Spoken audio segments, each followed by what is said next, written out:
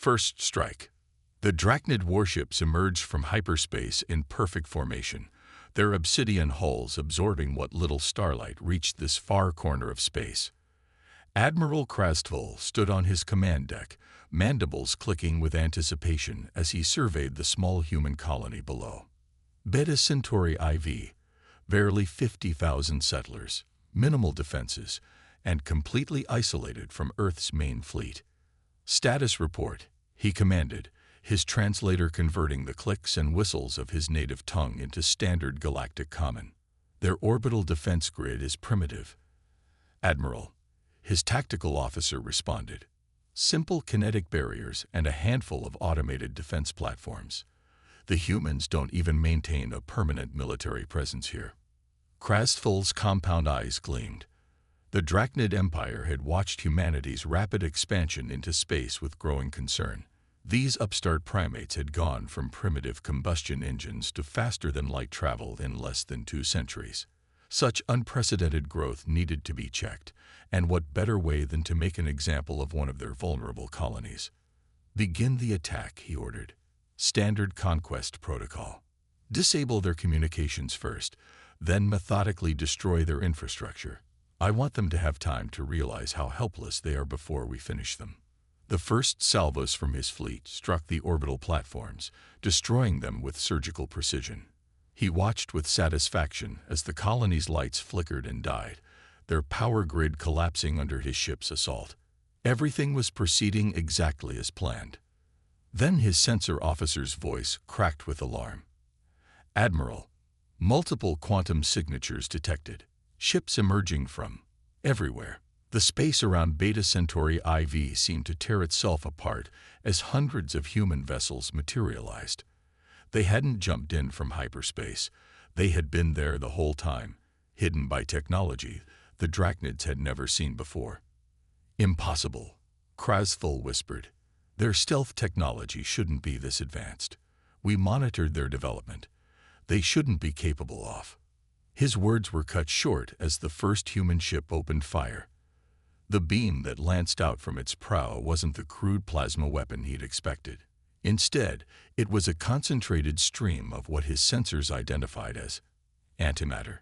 The Drachnid flagship's shields, designed to withstand the most powerful known weapons in the galaxy, lasted less than a second. The beam didn't just penetrate the shield, it ignored it completely, as if the most advanced defensive technology in the Drachnid Empire was nothing more than an interesting light show. Return fire, Krastvul screamed, but it was already too late. His fleet, the pride of the Empire's 3rd Expeditionary Force, was being systematically torn apart by weapons that shouldn't exist. Human ships seemed to phase through solid matter, appearing inside his vessel's shields to deliver devastating close-range attacks before vanishing again. As his ship's systems failed around him, Krastvul received one final transmission. The human face that appeared on his screen looked almost bored. This is Admiral Sarah Chen of the Earth Defense Force. We've known about your planned attack for months. We let you come here because we needed to send a message. The colony below. Those aren't civilians. Every settler down there is a member of our Special Operations Division. This was a trap, and you walked right into it. The human admiral's expression hardened. You could have just asked us to slow our expansion. We would have listened. We would have negotiated. Instead, you tried to kill our people. Remember in your next life, humanity doesn't take kindly to that sort of thing. The transmission cut off, and Krastvul watched in horror as his ship's quantum core began to overload. In his final moments, he realized his empire had made a terrible mistake. They hadn't been dealing with an upstart species that needed to be contained. They had awakened a sleeping giant. The protocol. The Grand Chamber of the Galactic Assembly had never been so quiet. Representatives from over 3,000 species sat in stunned silence as they watched the recording of the Drachnid fleet's destruction. The quantum crystal display showed every excruciating detail. Advanced warships being torn apart by weapons that defied known physics, human vessels appearing and disappearing at will, and defensive systems that made the galaxy's best shields look primitive. High Chancellor Vextra, their tentacles a pale shade of gray indicating deep distress, finally broke the silence. The humans, they let themselves appear vulnerable. They knew the Drachnids were coming and turned it into an ambush. Not just an ambush. Ambassador Cthulhu of the Archesian Collective added, their crystalline form reflecting the dim light. A message. The humans showed us technology that they've been hiding for years. The question is, how much more are they concealing? A holographic representation of humanity's ambassador, Dr. Elena Martinez, appeared in the center of the chamber. Despite being a projection, her presence commanded attention.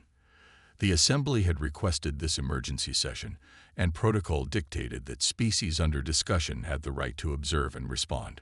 Honorable representatives, Elena began, her voice calm but carrying an undercurrent of steel. We understand you have concerns about humanity's capabilities. Let me be clear, what you witnessed was merely a fraction of our defensive capabilities. We don't share everything we can do because, historically, knowledge of our true strength tends to make others nervous. She paused, letting her words sink in. The Drachnid Empire chose violence when diplomacy was available. They assumed, as many do, that our rapid progress in space travel meant we were inexperienced. They forgot that humans have been fighting wars for our entire history. We've learned to be prepared for anything. Chancellor Vextra's tentacles writhed anxiously. Are you threatening the Assembly, Ambassador? Elena's smile was diplomatic, but her eyes remained hard. Not at all, Chancellor. I'm explaining why the Drachnid's attack was so monumentally misguided. Humanity doesn't want war. We want trade, cultural exchange, and peaceful coexistence. But we will not allow anyone to threaten our people. And what of the Drachnid Empire? Keval asked. Their loss of face will demand retaliation. The Drachnid Empire, Elena replied, has already signed a comprehensive peace treaty with Earth. After seeing the full extent of our capabilities, they became quite reasonable. The implications hung in the air like a storm cloud. If humanity had this level of technology, what else were they capable of? How many other vulnerable human colonies were actually military bases in disguise? We need to establish protocols. Vextra announced, their color shifting to the deep blue of decision. Guidelines for all species regarding interaction with humans. We cannot risk another incident like this. Elena's hologram nodded. A wise precaution. Earth will abstain from voting on these protocols, of course, but we encourage you to make them comprehensive. Over the next several cycles, the Galactic Assembly drafted what would become known as the Human Interaction Protocols. The first and most important rule was simple: never initiate hostilities against humans or human interests. The penalties for breaking this rule weren't even listed. The footage of the Drachnid fleet's last moments was considered warning enough. As Elena's hologram faded away, Ambassador Cthulhu turned to Chancellor Vextra. Do you think we've done the right thing? Creating special protocols just for one species. The Chancellor's tentacles had finally returned to their normal hue. We didn't create these protocols to protect humanity, Ambassador. We created them to protect everyone else. Diplomatic incidents. The Zarkax Trade Federation prided itself on knowing the price of everything. Their merchants could calculate the value of entire star systems down to the last credit, and their economic intelligence network was second to none. So when they discovered a seemingly unprotected human research vessel studying a remote gas giant, they naturally saw an opportunity. What they didn't know was that breaking the human interaction protocols would turn out to be the most expensive mistake in their species' history. Captain Rectal of the Federation's acquisition fleet approached the lone human vessel with confidence. Open a channel, he ordered his communications officer. Let's make this official. The human ship's commander appeared on screen, a middle-aged woman with graying hair and tired eyes. This is Dr. Sarah Cooper of the Earth Science Vessel Hawking. Can I help you? Rectal's facial scales rippled in what his species considered a polite smile. Indeed you can, Doctor. Your vessel is conducting unauthorized research in Federation space. The standard fine is quite steep, but we're willing to accept your ship and its data in lieu of payment." Dr. Cooper sighed, looking more annoyed than afraid. "Captain, I have to ask, did you actually read the Galactic Assembly's protocols regarding human interactions?" "Protocols?" Rechtel scoffed. "This is a simple matter of trade law. Now power down your engines and prepare for boarding." "I was afraid you'd say that." Dr. Cooper touched something off-screen. Initiating protocol response. Suddenly, the research vessel began to change. Its hull seemed to liquefy and reform, revealing weapon systems that had been perfectly camouflaged. The ship didn't just have hidden weapons. The entire vessel was one massive weapons platform disguised as a civilian ship. Before Rechtel could react, his fleet's systems went dark. Not damaged or destroyed, just completely shut down. Every ship, every weapon, every single piece of technology simply stopped working. "Let me explain what's happening," Dr. Cooper said, now looking much more alert. "That gas giant we were studying, we were actually testing a new form of electromagnetic pulse technology. Your ships just became part of our field test. Don't worry, the effect is temporary. Well, mostly temporary." Rechtel's scales had turned pale. This is an act of war." "No," Cooper corrected him. "This is a lecture. In about 6 hours, your ship's systems will reboot. In the meantime, I suggest you use your backup life support power to access the Galactic Assembly database and read the human interaction protocols. Pay special attention to Section 7, regarding attempts to seize human vessels." She leaned forward. "Oh, and Captain, the Federation will be receiving a bill for participating in our weapons test. We value our research time quite highly."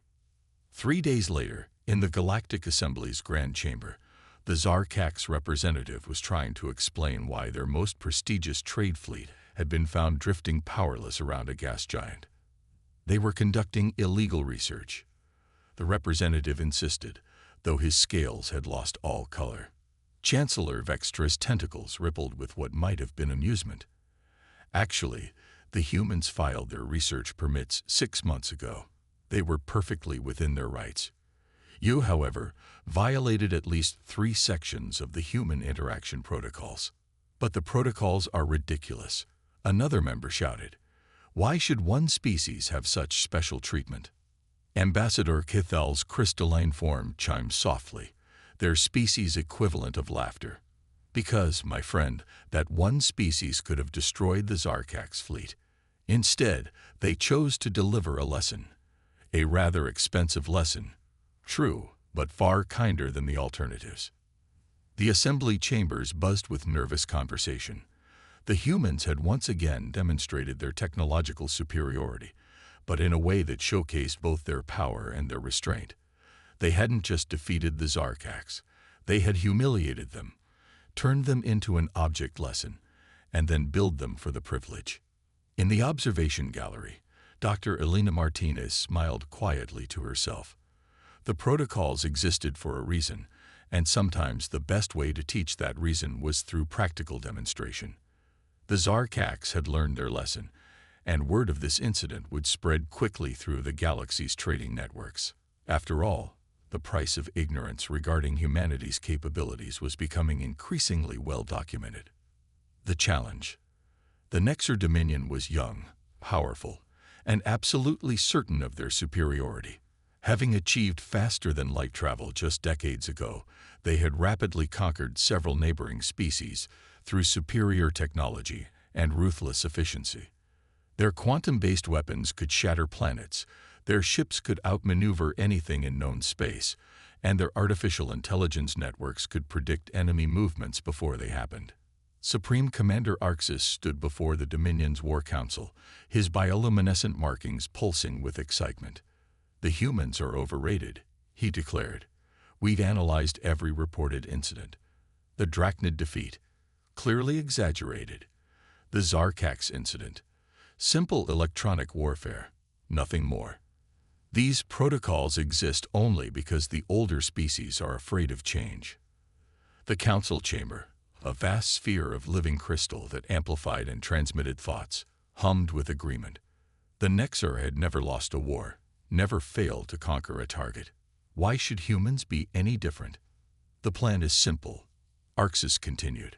We've identified their primary shipyard in the Ta City system. We'll strike with our entire fleet. No warnings, no demands, just overwhelming force. When it's destroyed, Earth will have no choice but to acknowledge our supremacy. In the Galactic Assembly, word of the Nexar's intentions spread quickly. Chancellor Vextra personally contacted the Dominion's representatives. You must reconsider, the Chancellor urged. There are reasons these protocols exist. The humans are not what they appear to be.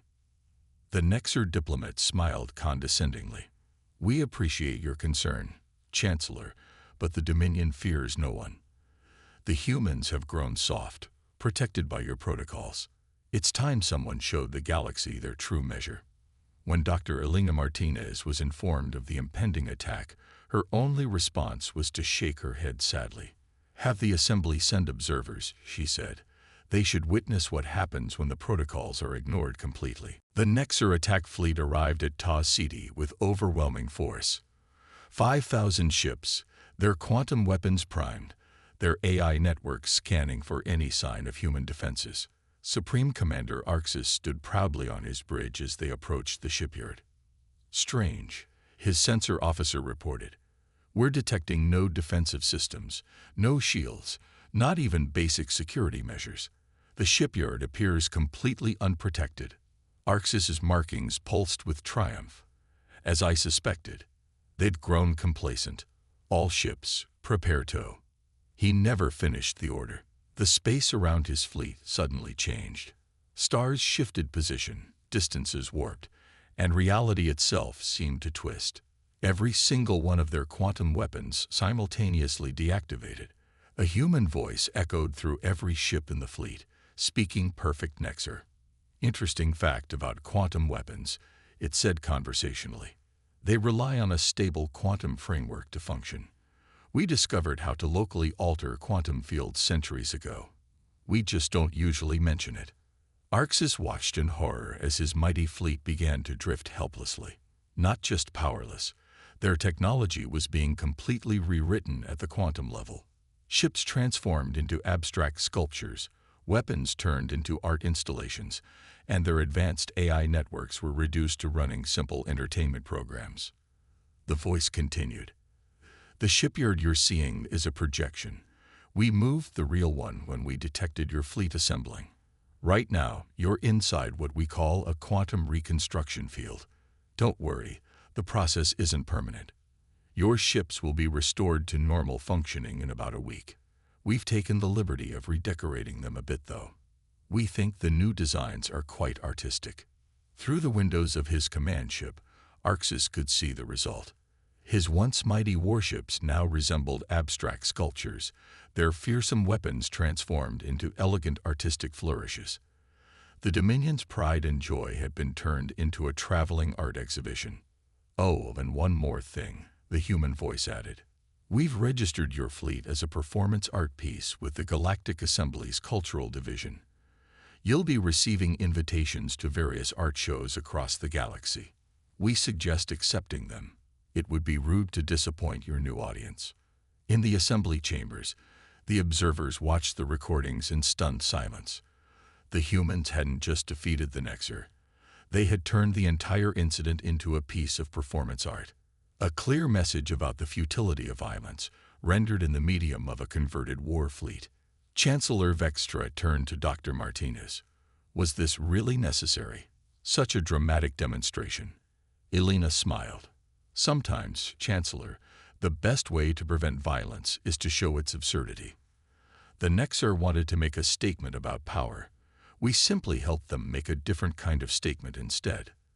The Nexar Dominion's art exhibition toured the galaxy for a full standard year. It was considered a masterpiece of protest art and became the most popular attraction in Galactic Assembly space.